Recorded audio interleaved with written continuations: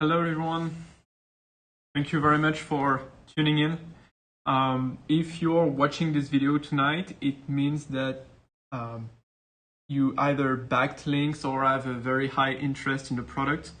So my first word to you is thank you. And from my whole team, thank you so much for your interest and what has been happening for the last week. And we will review that a bit. You see that tonight I have some friends on my table as well. We're going to talk all about that. So what happened last week and what is going to happen for the rest of the 29 days that are running right now. But yeah, the first word for the community is thank you. We're overwhelmed by the reaction we've seen last week, and I'm going to start by telling you how we lived that at Links, like the beginning of the Kickstarter launch. So it was on Tuesday night last week, and I think we reached the goal of the campaign, which was 300k euros in 15 hours, which was above all my expectations. So yeah, it was really incredible. You know, when we were all sitting here in the office, and I was putting the Kickstarter page on the TV that is right here behind me, and maybe you've seen that video on Twitter, but I clicked like launch the campaign, then there was like 5 seconds where nothing happened, and then people started making pledges and showing the interest in the product, and it was really amazing for the team. I think we passed 100k euros in 18 minutes, something like that. So yeah, it was an amazing moment for the Links project. We absolutely do not regret doing that, and the project is more than ever a reality, because you have to know that there is what's happening on the Kickstarter page itself, and also what's happening backstage. And I will share with you what has been happening lately, at least what I can share. So we are around 150% of the funding goal, and we are going to announce some stretch goals this week. Probably tomorrow we are going to announce the first stretch goal for the campaign, and we are also going to update the page with up-to-date information regarding the product. You can see that we've been we've not been very great with the communication. There was a bit mismatch with the prices and all that. We don't have enough resources to deal with all that, so we try to make the best we could, and now we are correcting everything. We're putting more information. All the team is dedicated to the campaign and what's happening. So, and I'm going to show you like some of the stuff I have on the table here that might answer some of your most urgent questions. But again, thank you.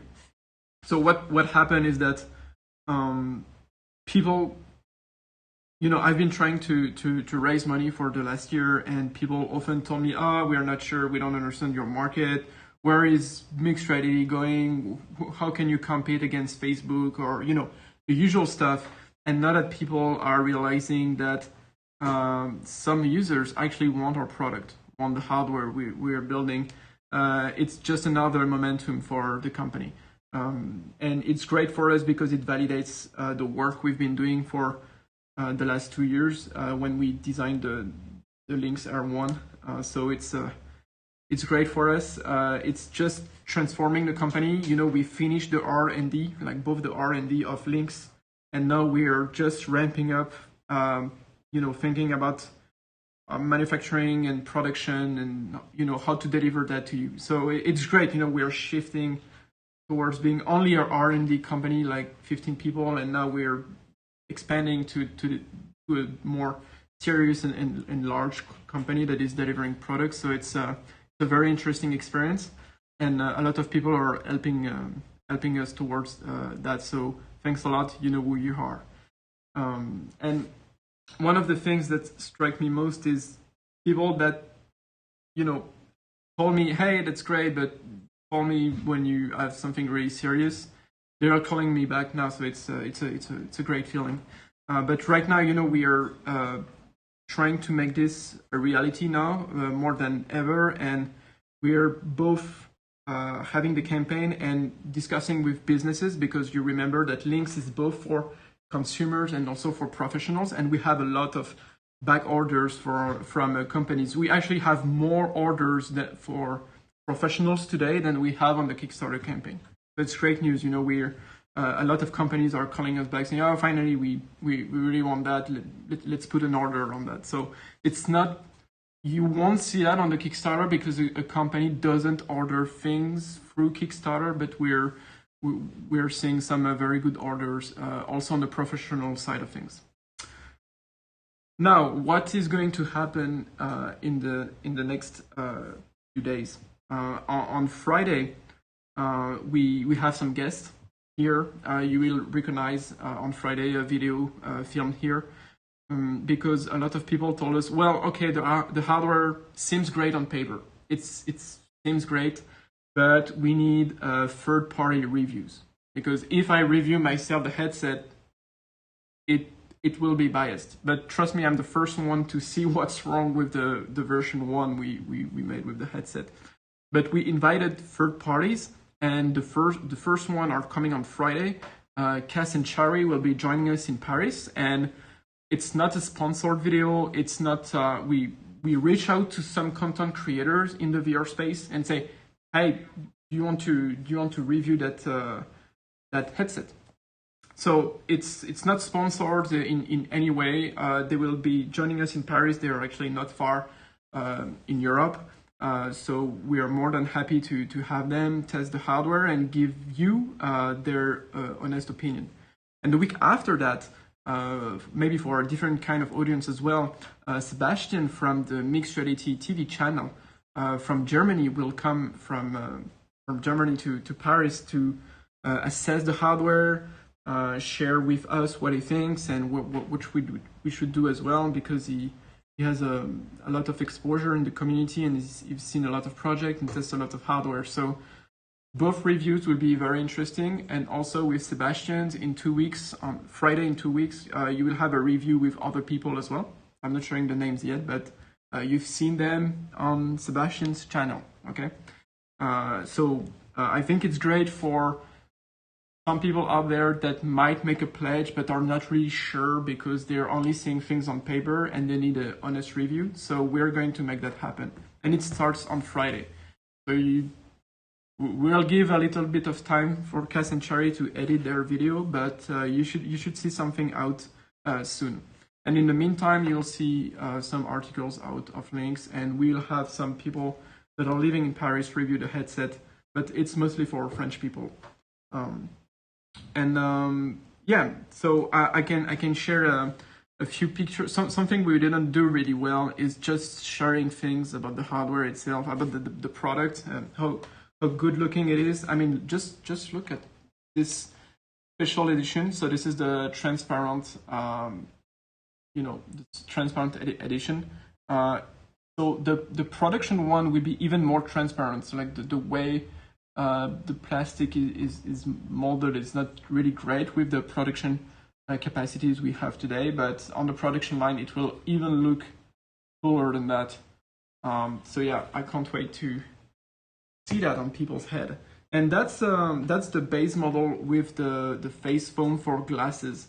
So a lot of people have been asking questions like, oh, there might be some light leakage on the side, but actually you can open the headset and there is this magnetic foam you can use to have full immersion.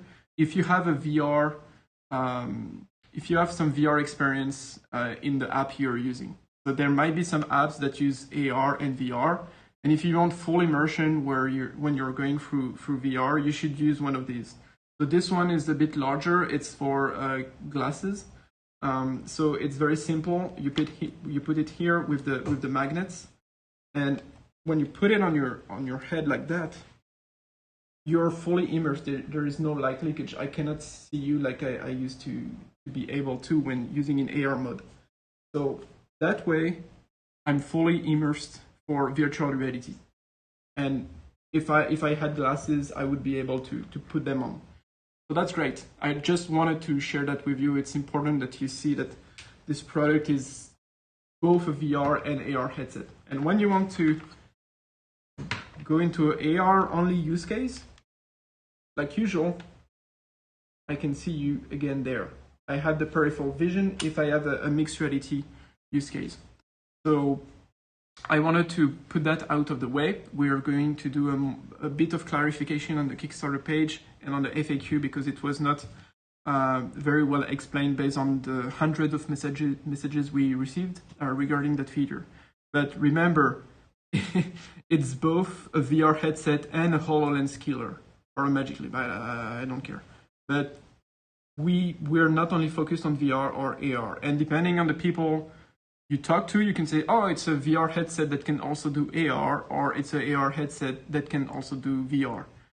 Until we reach the point where people are familiar with mixed reality, as a global thing that covers the full spectrum of immersive technologies. And then there is this guy here.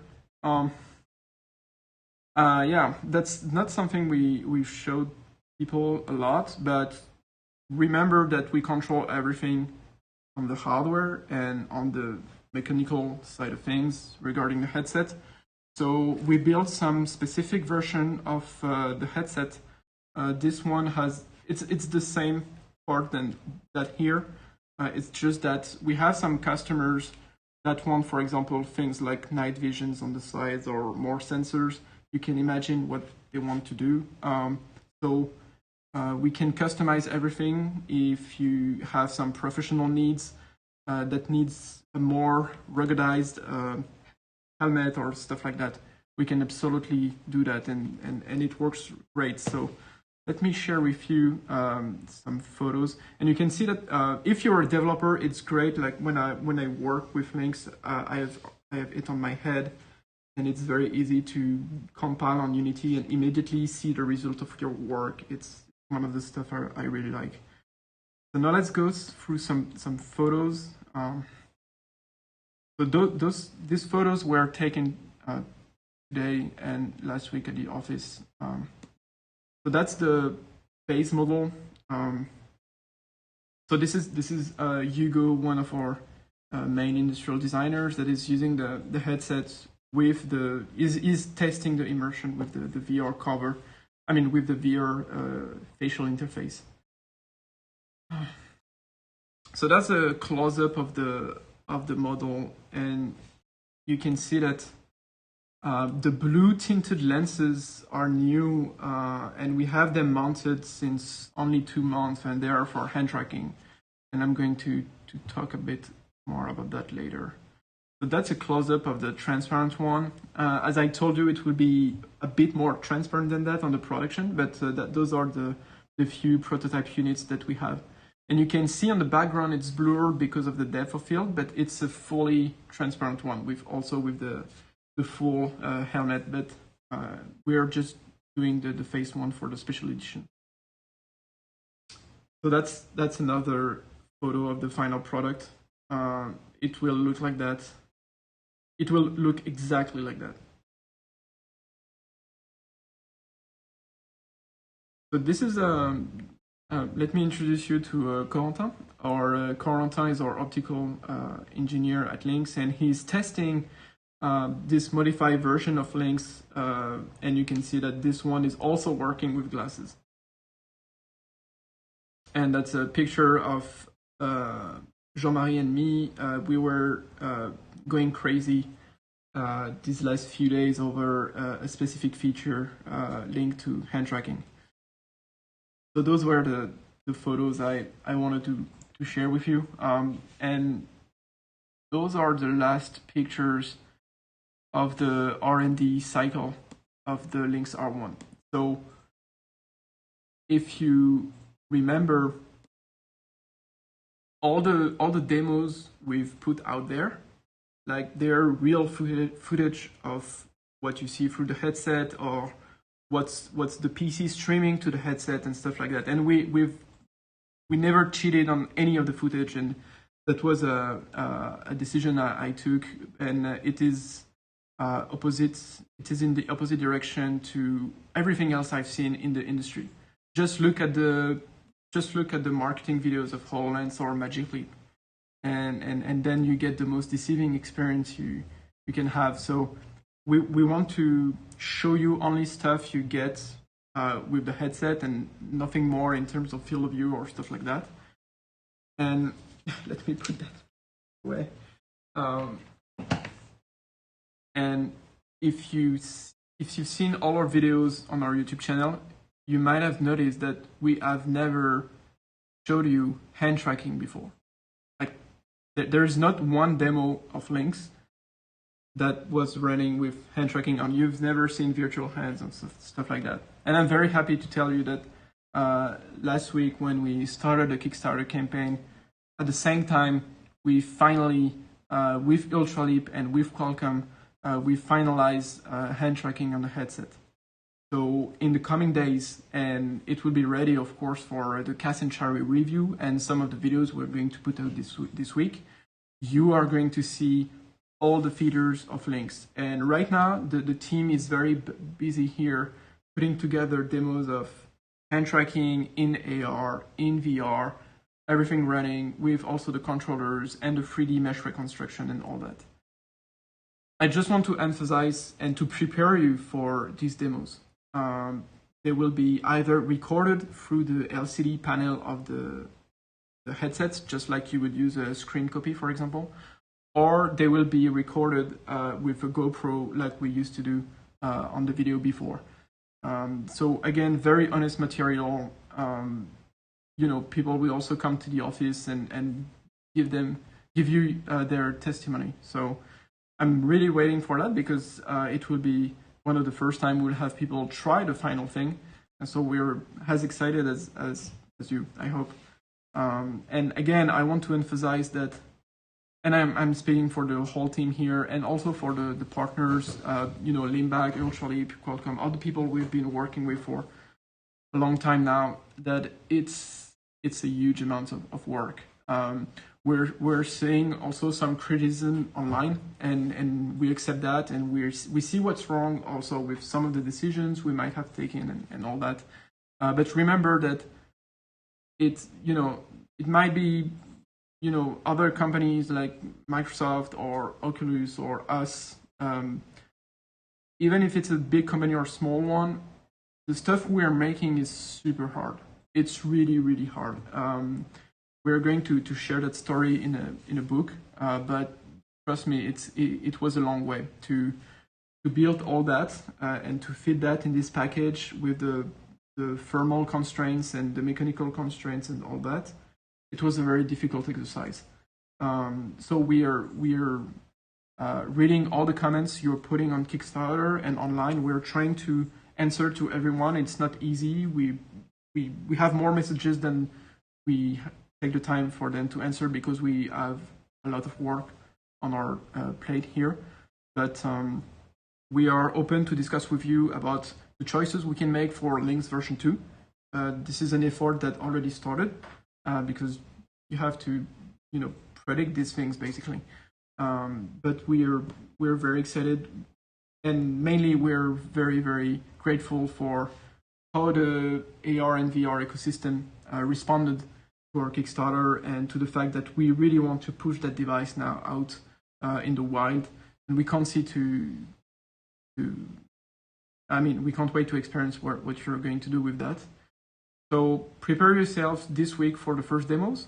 Also for the visit of Cass and Cherry on Friday. We're going to post all of that live. The week after, more demos, and on Friday, Sebastian and some friends will be there. And I'm very excited to meet all these people in person and the team as well. So if you think we take too much time to answer you, or you don't see a Discord server or stuff like that, it's because we are working here to get all the demos working and everything ready for these reviews. So I hope you're excited. It's a very stressful moment of truth for my project and the company here. So we'll see. So Now Shuki is going to share with me some of the stretch goals we want to put out.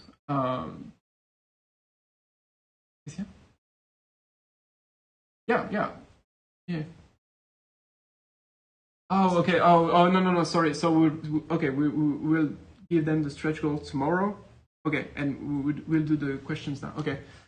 So there are some questions. Can you bring the screen closer?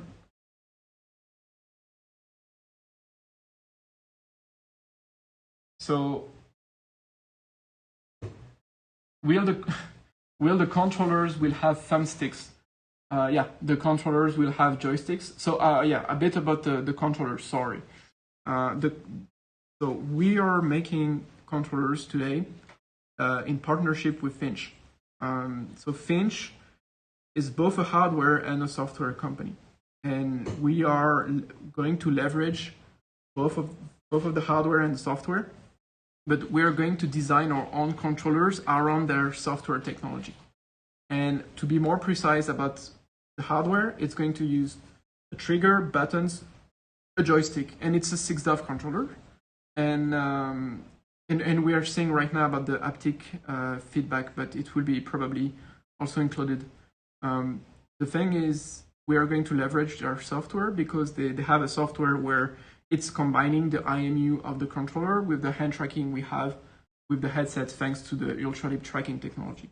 So again, the volume is 170 degrees, so it's very good for most use cases. What is the VR facial interface on the limited edition? I'm not sure. So the VR facial interface on the limited edition is the one is the classic one, and if you want to have the one for the glasses, it's an add-on. Can links be connected to a cell phone to use with AR apps on the phone? So wait. Another thing I need to mention before we dive into those questions, because I see a pattern in a lot of the questions you have out there. And I need to clarify some stuff. You know that we are a hardware company, that Lynx is making the hardware. And we are building the software. We are going to build the software in the open. As I told you, it's going to support OpenXR. There will be a lot of APIs to dive to the raw sensors of the 6 cameras, even the proximity sensor, the IMU, and all that. The goal for that, one of the goals is to involve also our community to add more features on top of the hardware. So we at this stage of the company, we don't have the capability to have a software offering as big as Oculus, because Facebook has 10,000 people working on that, and geniuses in software making all this stuff with Android. So we're taking a different approach where there are some brilliant people out there who want to help us. They reach out to us, and we want them to contribute and be able to build this platform with us. So at the same time that we are hiring, we are also putting our SDK in the open, and most of the stuff that we are allowed to, so people can iterate and build. So the hardware is very powerful, it's very complete, and anytime I see a question as will Lynx be able to run that? The answer is 99% yes, because you can do the same thing you do with a HoloLens, and you can do also the same thing you do with a Quest or HTC device, for example. So the answer is yes, the hardware is there, the sensors are here, and everyone is able to tap into that. So either we will make a part of the platform, but we will also experiment with people from the open source community. As a Lynx baker, what will the support for the hardware be in the future if a parts break down? It's a good question. It wasn't very expensive, but we added more components in the headsets, so it's more easily serviceable. So you can unscrew all the screws of the headset. It's very serviceable. If you need to change one of the optical block, even yourself, it should be, if the display is is broke, we can do that. It's very easy to change the battery, to service the battery as well. So the headset was built to have a longer lifespan than the other plastic headsets you see out there.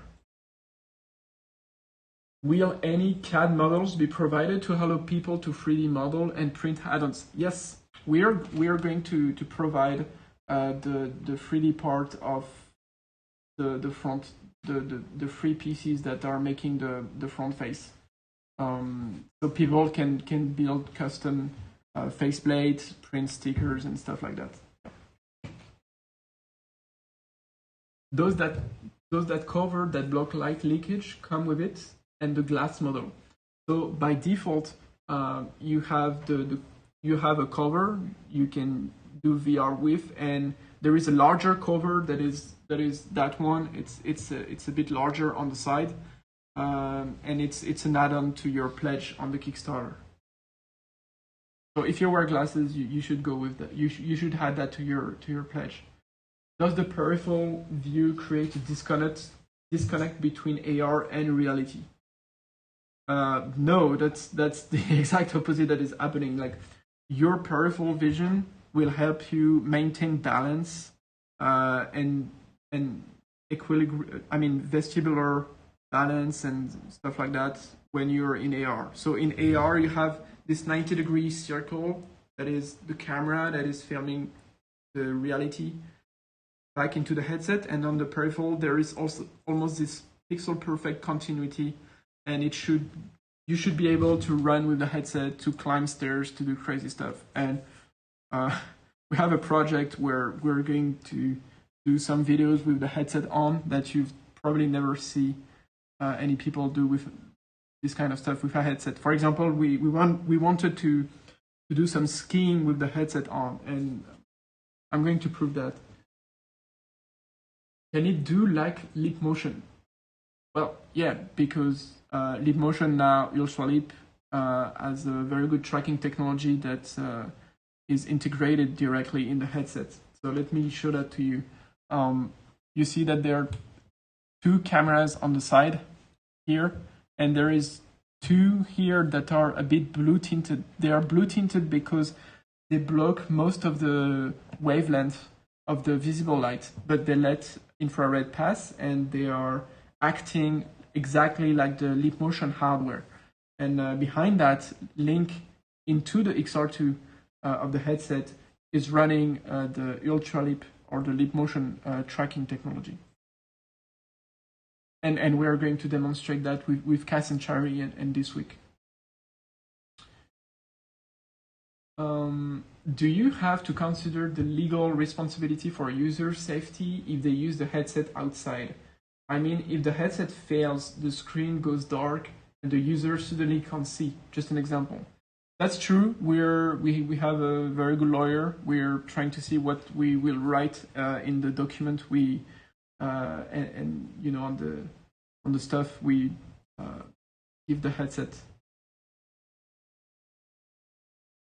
Okay, can the pass-through camera be used with Unity Unreal for live green screen compositing, or does the round trip have too much latency for it to create a mixed reality view for the wearer of the links? So there are two pipelines for two software pipelines for the RGB cameras. So the RGB cameras are the color cameras that are here, and they act as your eye, as your pair of eyes. And what you want with these cameras is to do as little as possible for them to be as fast as possible on the data transfer back to the display. So you have minimal latency with the real world. So you can use the pipeline that has a very, very low latency. It's below 20 milliseconds on our system. It's super low. And there is another pipeline you can use where you can grab the frame in Unity and do some processing with OpenCV or stuff like that on the application side. But it will add some latency, but depending on your use case, it's totally acceptable for you to use. Will will you guys release other color selection for the headsets? Since I see that's something most of the VR headset lacks, which is a shame. I agree, it's a shame. This is why we also did this transparent one. I think it's a new cool thing. But again, since we're going to distribute the CAD model of the faceplate as well, you will be able to print a sticker and to color the headset yourself. But depending on the Kickstarter campaign, this is not something that is on the menu yet. Maybe a stretch goal tomorrow. We'll see. What about screen door effect in comparison to other headsets? I will leave that to the YouTube reviewers. Okay, I don't want to be biased here, so you'll see that in third parties reviews.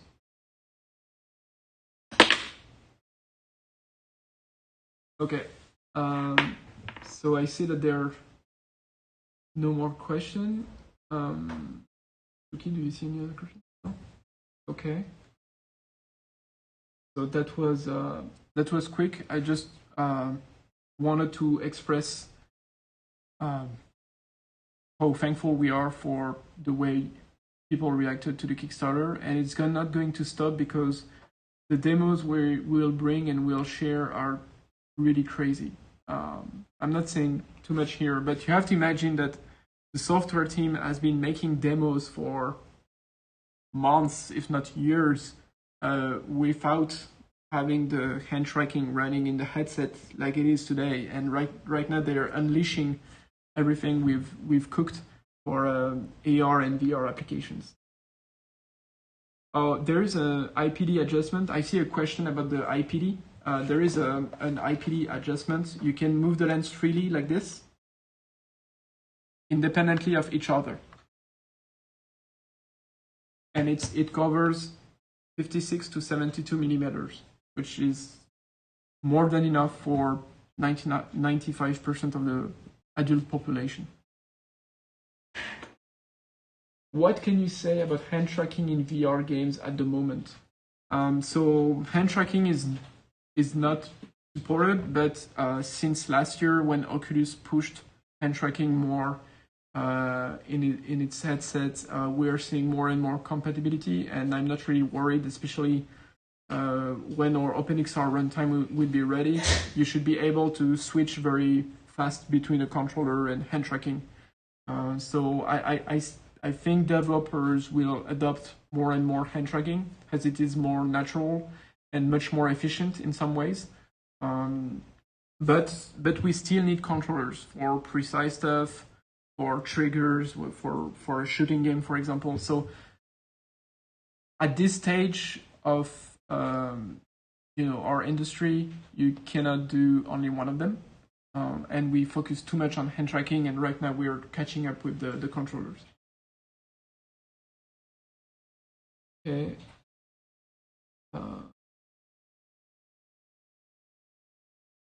Could you tell us what demos are being prepared or which one you like?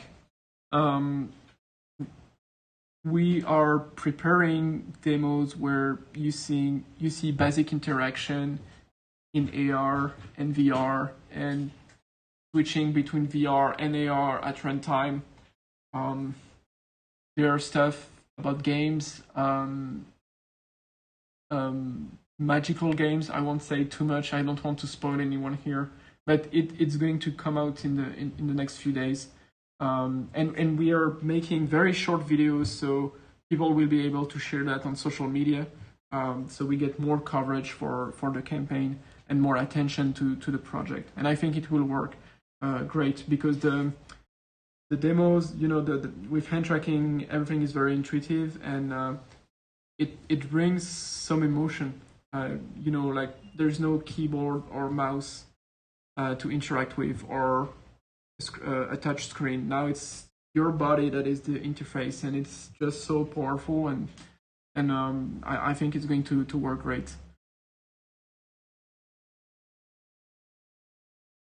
Will the Lynx R1 be able to be used outside in daylight? Yes. We tested that. We tested hand tracking outside. We tested the lenses of the cameras outside, and so far it's working.